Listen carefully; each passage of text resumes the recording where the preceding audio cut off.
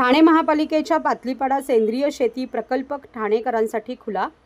उपमुख्यमंत्री एकनाथ शिंदे यांच्या संकल्पनेतून साकारलेला ठाणे महानगरपालिकेचा पातलीपाडा येथील सेंद्रिय शेती प्रकल्प कृषी दिनाच्या निमित्ताने सर्वसामान्य नागरिकांसाठी खुला करण्यात आला आहे।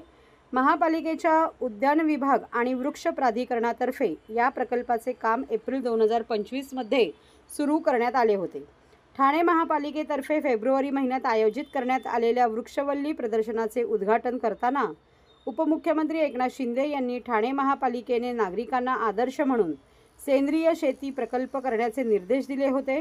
त्यानुसार महापालिका आयुक्त सौरभराव यांच्या मार्गदर्शनाखाली उद्यान विभागाने पातलीपाडा येथे सुमारे 1.5 एकर क्षेत्रात हा प्रकल्प विकसित केला आहे। या प्रकल्पाचे काम एप्रिल 2025 मध्ये सुरू झाले।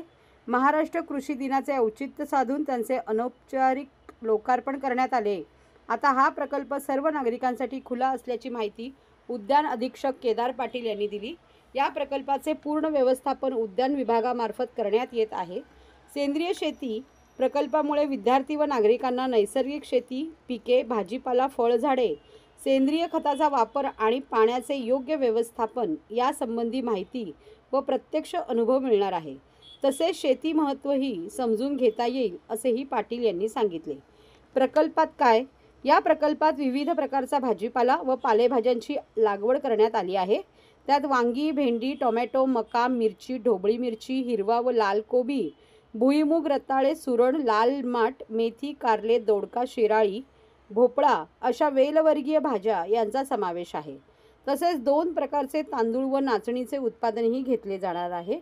तर फळ झाडांमध्ये आंबा, लिंबू, चायनीज लिंबू, ॲव्होकॅडो, अंजीर, केळी, सीताफळ, लक्ष्मण फळ, डाळिंब, बुटका, नारळ आदी झाडांची लागवड करण्यात आली आहे।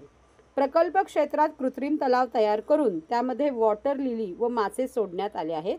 भविष्यात या प्रकल्पांमध्ये कोंबड्या, गाई, शेळी, टर्की व बदक पालन यांचा समावेश करण्याची योजना आहे।